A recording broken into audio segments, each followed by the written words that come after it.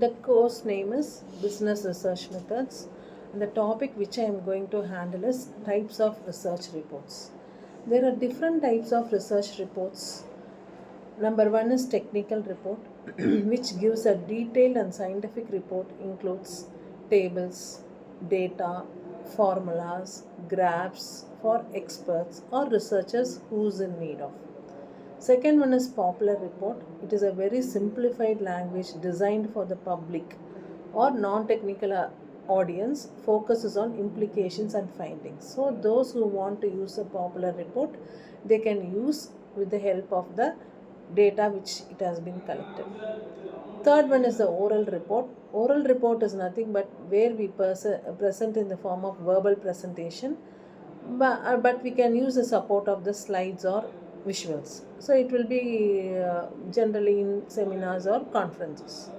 Interim report is a report where it has been prepared ad hocly. That is, while a project is going on, we have to highlight what are the things which is ongoing or which are the current challenges and what is the next step to do further about the project and so on.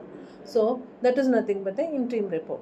Next one, summary report. It is a executive summary, that is which is condensed in the form of a full report which highlights the from the beginning till the end what is the highlights of the key findings and recommendations to whom we have to recommend and so on.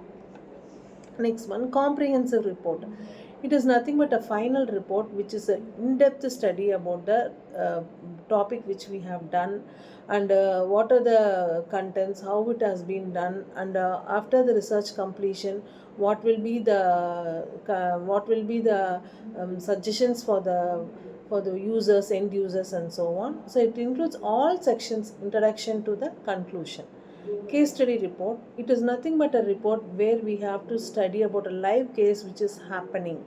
So we have to do an in-depth analysis of a single case. That is how a person and what they have done and what is their views, what is their perception, and what about the group's perception and how do they think about the particular case and when it happened and what are the people who are involved, and according to the event we have to give an in-depth analysis. So it will give a live session and it will be very interesting. People will come out with so many opinions and the best opinion will be taken into consideration, which is very positive to the case and so on. So it is a very interesting way. Wherever there is live cases, we can apply for the case study report. Next we will see about the contents of a report. So above we saw what are the different types of report. Generally what will be the contents of the report we will discuss in this particular topic. First one, title page. So the title page will consist of the title of the project, about the report, whom prepared by whom, and which is to which it has been affiliated, and in which month and year it has been prepared, and who, and about the logo. If there is any logo, we have to give the logo about the in the report, and so on. So it will be the title page. Next one, it should be in the form of a declaration or certificate. We have to declare the report and we have to give the certificate. So and so has done. It has not been copied from anyone or it has not been done by anyone earlier, and so on. So that is a declaration which has to be generally done, and we have to give the certificate also for this. Next one, acknowledgement. Acknowledgement is nothing but a thing we have to acknowledge the persons because we have done the project for months together. So we have to acknowledge each and everyone who has given the positive aspects of the report and who has given the content for the report, and who some people might have helped us. Some people has given some insights also for this. So we have to acknowledge certainly in this report. Next one, the table of the contents. So the table of the contents should be what are the contents which are involved in the particular study. Number one, introduction to the study. Number two, review of literature. Number three, overview of the study.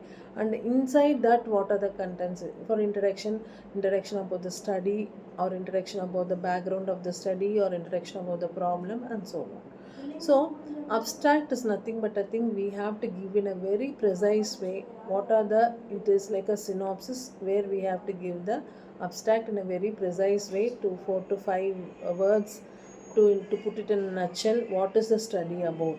So it is a very interesting one. From that abstract itself we will know what we have done and what is all about the study and so on.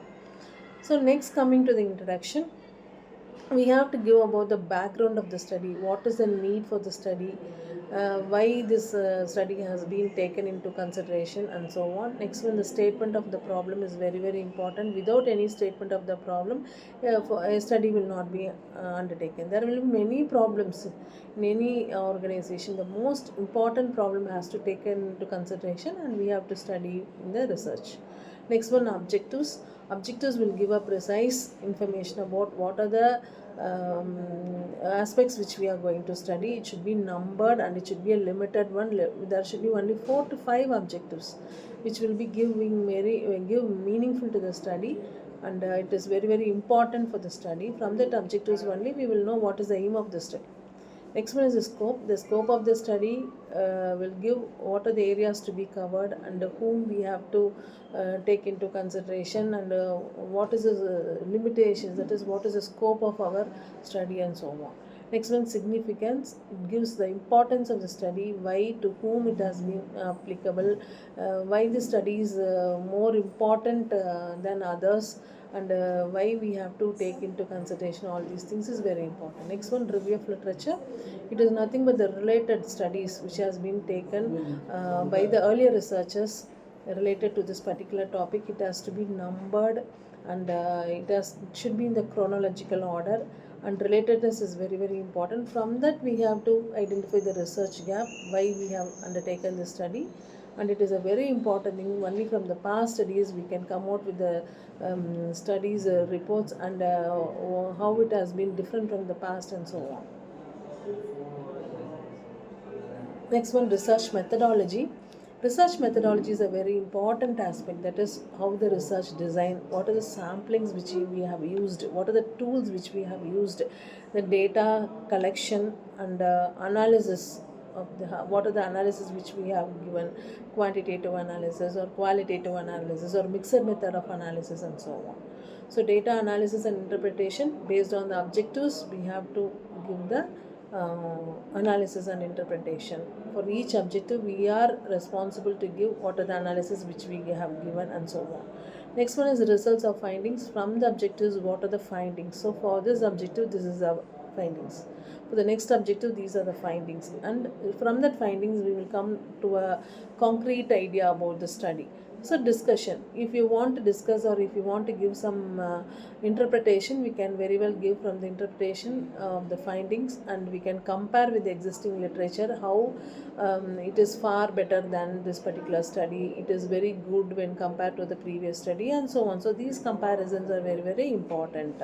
Conclusions and recommendations. So we have to give the summary of the findings in a very nutshell, and then suggestions or policy implications to the concerned people or to the public or to whomever it may concern and so on. So limitations of the study will have certain limitations which every researcher will face during their research period.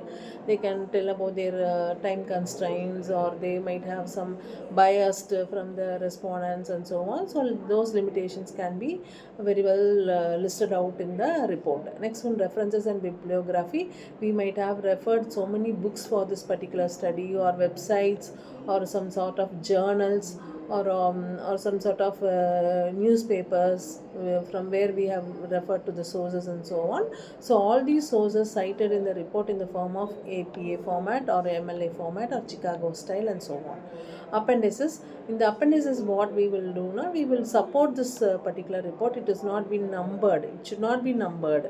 Like extra data which we want to give, any pictures or any thing which we want to represent for the study, and photographies and questionnaire. It is the main thing which the tool which we have used, or the formulas which we want to tell about, All these things can be mentioned in this appendices. So these are the contents of a report. If all these conditions are there, then only we can tell it is a research report, and it will be useful for the end users or the people who are reading this particular report will know what are the contents. On the content page itself we will know very well, because it has been given, each page numbers have been given to this thing, so they will very well understand about the report, and precisely they will know what is the thing.